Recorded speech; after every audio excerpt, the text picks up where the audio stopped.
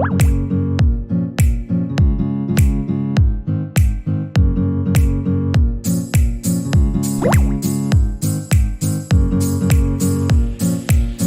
thème ce matin, c'est la fidélité et la bénédiction. Donc je veux parler de la fidélité et je veux parler aussi de la bénédiction. Alléluia. Le 3 verset qu'on vient de nous dire nous parle de la fidélité. Dans le premier verset, c'est que moi j'ai retenu que la fidélité, c'est le caractère que Dieu cherche pour confier à quelqu'un de grande responsabilité. Est-ce que vous savez qu'avoir beaucoup d'argent, c'est une grande responsabilité? Oui, mais quand ça a un bon bébé, c'est une responsabilité. Tu as mongo balala kate. Tu as mongo bazala mingi na tapé à loisir. C'est une grande responsabilité. Que si tu n'es pas fidèle, tu ne peux pas tenir et confier cela. Beaucoup de gens demandent à Dieu, élève-moi. Quand Dieu t'élève, il va te donner beaucoup de gens que tu dois diriger. Est-ce que tu es capable de diriger 1000 personnes? De les écouter chaque fois. D'écouter leurs problèmes. Parfois toi-même tu viens à l'entreprise, tu as des dettes. Ta femme est morte à la maison, mais tu dois être là pour diriger l'entreprise. Si tu n'es pas fidèle, tu ne sauras jamais le faire. L'élévation c'est bien, mais il y a toujours un prix à payer. Est-ce que je parle à quelqu'un? Ce que j'ai compris aussi dans la première lecture, qu'à part les richesses matérielles ou pour lesquelles nous nous battons, nous mourons, il y a des vraies richesses au-delà de ces richesses.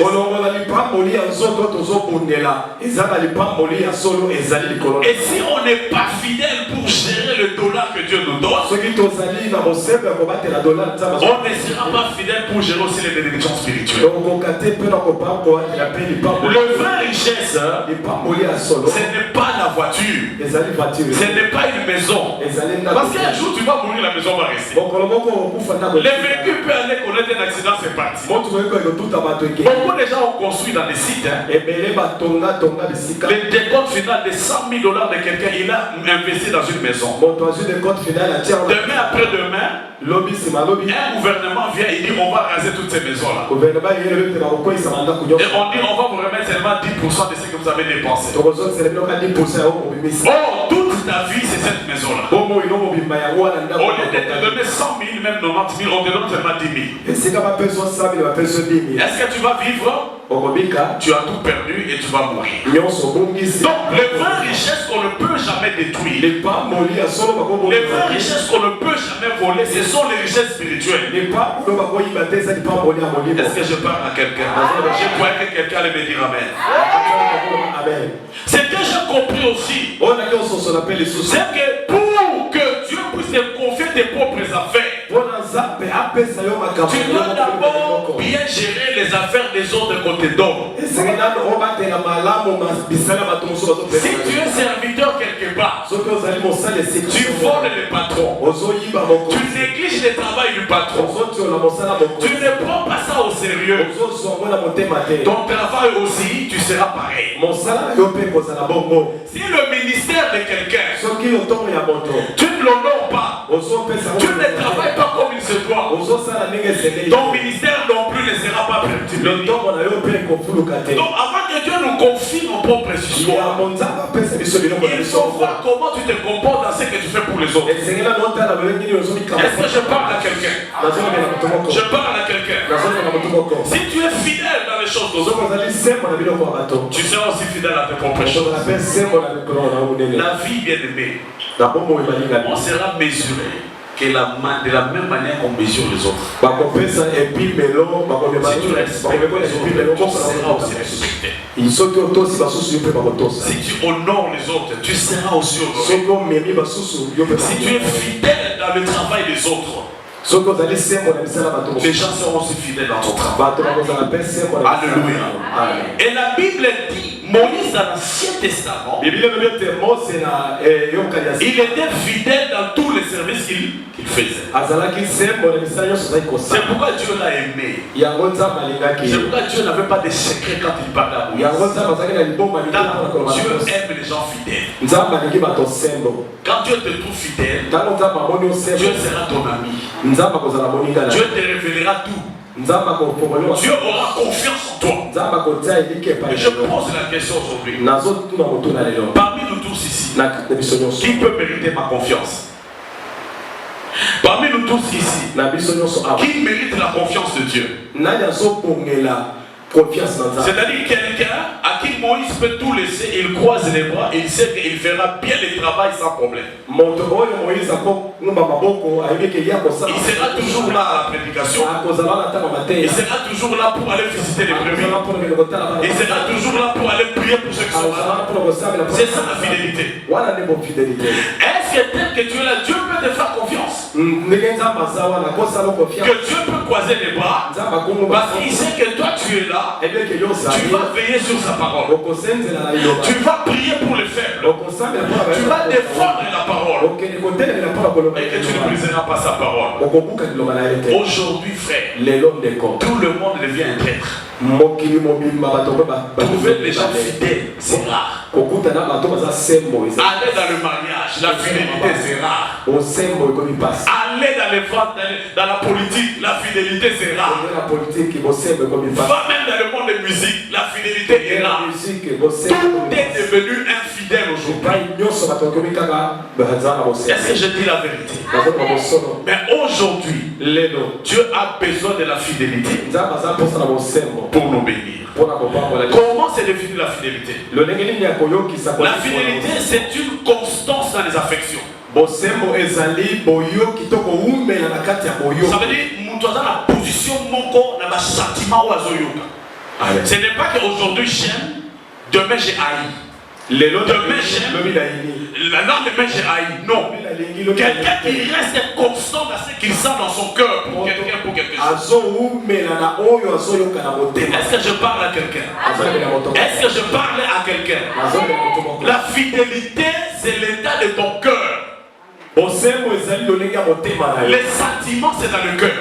L'affection, c'est dans le cœur. Maintenant, la durée que tu prends pour rester dans le même état, c'est ça la fidélité. Est-ce que je parle à quelqu'un? J'ai posté quelque chose dans mon WhatsApp. J'ai vu une femme jeune. C'est facile de dire je t'aime. Nous sommes jeunes, je t'aime. Mais vous devez savoir aussi que nous vieillirons un jour. Quand vous avez 30 ans, c'est bon. 45 ans, c'est bon. Mais quand vous dépassez la cinquantaine, vous entrez dans les soixantaines. Le corps change. C'est là que vous saurez vraiment si vous avez aimé votre femme ou vous ne l'avez pas aimé. C'est là que vous saurez si vous avez aimé votre mari ou vous ne l'avez pas aimé. Maintenant, les gens qui ne sont pas fidèles, ils vont commencer à tromper leur femme à cause de l'âge. C'est difficile que tu vois une femme tromper à cet âge-là. Parce que les femmes, normalement, ils sont faites un peu comme des êtres fidèles. Vous comprenez? La fidélité, c'est plus l'homme. Donc, ça veut dire quoi?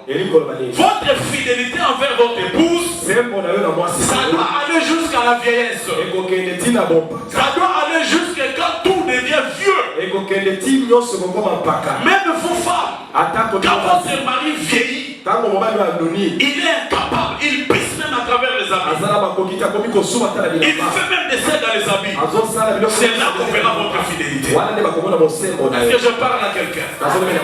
La fidélité, ça se voit avec le temps. J'ai fait 15 ans, mais j'ai abandonné quelqu'un. Je ne suis pas fidèle.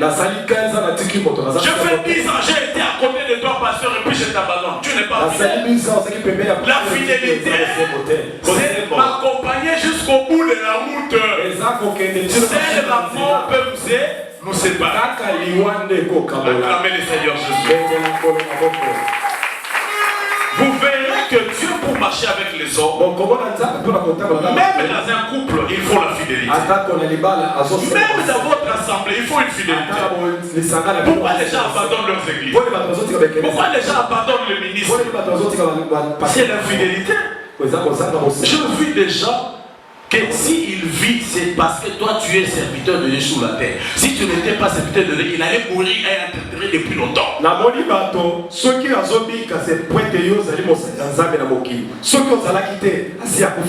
Il y a des gens qui sont en vie parce que nous prêchons la parole. Et la personne a vu même la main de Dieu. Et il a confessé ça de lui-même. Mais quelques années plus tard, c'est la personne qui te haït. C'est la personne qui t'abandonne. Et c'est la personne qui va aller là-bas raconter des mauvaises choses sur toi. Où est la constance dans les affections? Est-ce que tu peux être fidèle envers Dieu? L'amour que tu as pour Dieu, ça doit être constant. Peu importe les circonstances. Paul dit, rien ne me séparera de l'amour de Dieu. Que ce soit la faim, l'abondance, la disette, les habits, la nudité quand je mens, je resterai toujours constant dans l'amour de Dieu. Mais aujourd'hui, nous avons des croyants inconstants. La foi varie au taux d'échange. Quand Dieu nous bénit, tu vois le sourire dans notre visage. Tu vois l'assurance. Tu sens des paroles de conviction. Mais quand nous passons dans les épreuves, et c'est pour que là. Et tu vas commencer même à dire, ah, chez nous là-bas, je ne vois pas Dieu. Je dois changer de pasteur. Je dois changer d'église. Je dois changer de choses. Combien déjà changent leur message aujourd'hui? Combien déjà changent des amis aujourd'hui? Écoute-moi ce que je veux te dire.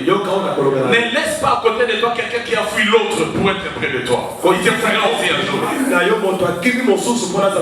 Ne prends pas un fiancé d'autrui qui a brisé ses fiançailles à cause de toi. Il te brisera aussi un jour. Ne prends pas un divorcé qui vient de divorcer, que sa femme est vivante avec les enfants, parce que demain aussi, il divorcera avec toi. Est-ce que je dis la vérité? Il faut chercher des gens fidèles. Celui qui est fidèle, il ne changera jamais envers toi. Il faut prouver la fidélité des gens que vous voulez aimer. Il faut tester la fidélité des gens que vous voulez être près de vous. S'il n'est pas fidèle, il peut t'empoisonner. Est-ce que tu entends ce que je te dis? Tu dois t'assurer que tu es entouré par des hommes fidèles. J'ai suivi un film, une histoire. Un homme avait un serviteur. C'était un homme. Et il avait sa femme qui était encore jeune, qui n'avait pas mis au monde. Maintenant, le patron voulait bénir cet homme. Mais pour bénir cet homme, pour lui donner la confiance, il devait le tester. Vous savez ce qu'il a fait? Il a mis une caméra. Il a parlé avec sa femme. Tu vas essayer de séduire cet homme. Je te donne une carte verte, fais tout. Je veux voir sa fidélité. Et l'homme ne savait pas. À un moment, il entre, il voit la femme du patron. Ah, Paul, viens un peu. Oui, madame, je suis là. Et là, la femme l'appelle et suit ici jusqu'à là. Ils sont tous deux dans la maison. Il dit non, viens.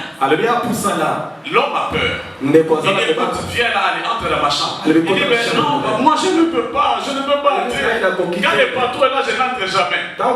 Pourquoi je peux entrer en absence du patron? Il a déjà vu les dangers venir. Est-ce que tu comprends? Et la femme lui dit je peux t'augmenter le salaire, je peux changer ta vie. Non. Malgré la richesse là, il y a des richesses plus importantes que l'argent. Il dit non, je ne veux pas. Il dit entre sur mon pas qui te dit. Il rentre dans la chambre. Oh, la caméra voyait. Et à un moment donné, la femme l'a pris de de force, il a voulu voulait monter sur elle. L'homme refusait, je ne veux pas. Il s'est levé, il voulait fuir. Et à un moment donné, la femme s'est jetée sur elle. Le patron a vu que l'homme a insisté, il a refusé. Et il dit, bon, il tant que moi, ça va changer la vie. Alléluia. Et il entre. Et lorsqu'il entre, l'homme dit, mon Dieu, ma vie est détruite. Dans la chambre du patron, je fais quoi? Est-ce qu'il va me croire? Le patron lui dit, qu'est-ce qui se passe? Il dit, patron, je préfère ne rien dire. Il a même protégé la femme du patron. Il n'a pas dit que c'est la femme qui l'a invité. Il a dit non, défends seulement ma cause. Je préfère partir. Je laisse ce travail, je pars. L'homme de Dieu me regarde. Et quand il est parti, il a suivi. Il dit, Paul, tu es un serviteur fidèle. J'ai confiance en toi. C'était un test. Et maintenant je comprends. Parce que le travail que je veux te donner, c'est un travail qui demande que tu sois proche de ma femme. Je comprends que je peux compter sur toi. Tu seras toujours fidèle. Est-ce que toi, si on t'éprouve, tu peux être fidèle? Amen.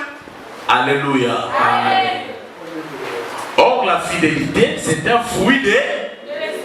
La fidélité n'est pas un fruit des hommes charnels. C'est un fruit des enfants de Dieu nés des nouveaux.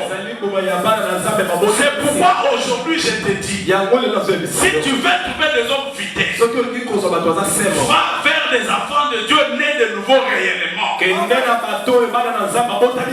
Aujourd'hui même un enfant de Dieu, il peut venir voler dans ta maison. Tu lui donnes confiance. Elle entre là-bas dans les provisions.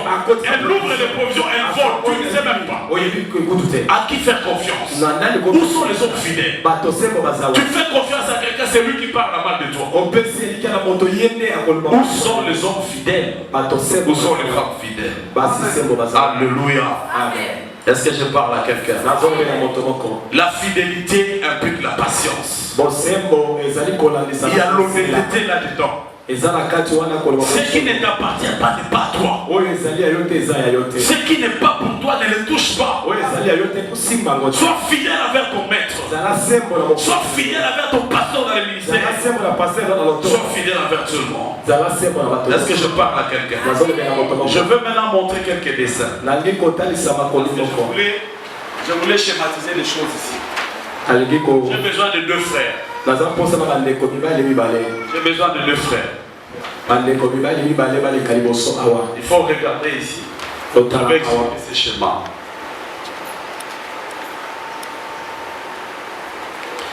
Je mis ce tableau, il y a 4 domaines. La fidélité que nous voulons. Nous avons, c'est une constance dans les sentiments, n'est-ce pas? Si tu as commencé à aimer Moïse, il faut continuer à m'aimer malgré les faiblesses. Continuer à m'aimer même si je deviens une pierre d'achoppement pour toi. Reste toujours fidèle. Quelqu'un qui est fidèle n'abandonne pas. Je vais vous dire comment moi je fonctionne. Moi je fonctionne ceci. Quelqu'un qui veut vous trahir pour la première fois, il vous trahira encore pour la deuxième fois. Quelqu'un qui me dit déjà, Moïse, lui était ton Dieu. Je t'aurais déjà quitté depuis longtemps. Pour moi, cette personne, même s'il continue d'être à côté de moi, dites-vous, je ne dirai pas que je ne compte plus sur toi, mais je ne compte plus jamais sur toi. Parce que les hommes sont ce qu'ils sont de l'intérieur. Vous comprenez ça? Quelqu'un qui me trompe pour la première fois, il peut encore me tromper pour la deuxième fois. Je veux t'aimer, mais sache que je n'aurai plus la même confiance à 100% de ce que je t'avais donné. Quelqu'un qui t'a déjà abandonné, qui l'a manifesté déjà dans les œuvres, même s'il revient encore près de toi, fais attention, il te quittera encore. C'est pourquoi attention avec des signaux qu'on donne aux gens. Attention avec ce que vous dites aux gens, parce qu'il y a des gens qui capte seulement la première impression et ça reste comme ça. Est-ce que je parle à quelqu'un? Je dis la vérité. Mais ça m'attend, s'il te plaît. Amen. Nous disons que c'est une constante dans les sentiments et dans les relations. Oh, j'ai pris que nos filles et des maris qui seront constants dans leurs relations amoureuses. Pas les hommes qui vont les tromper.